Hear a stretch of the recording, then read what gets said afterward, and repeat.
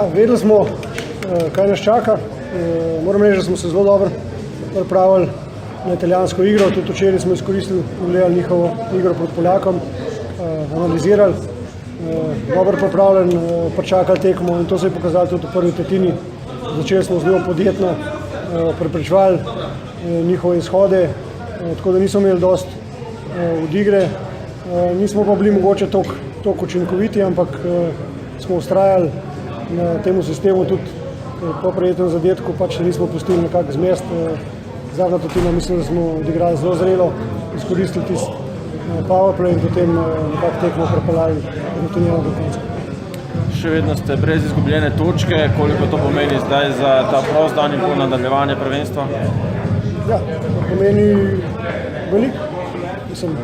Plan je bil pred začetkom, da prve 2 dni osvojimo maksimalno število točk, to smo zdaj dosegli.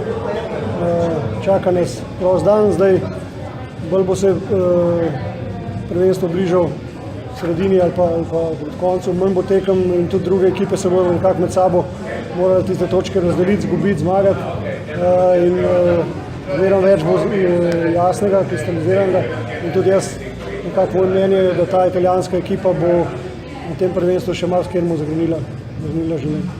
Naslednji nasprotnik Poljska, ste že karkoli pogledali za domačina? Ja, seveda. Tukaj smo igrali že z njimi v Katovicah v novembru, potem smo gledali včeraj, kako igrajo proti Italijanom.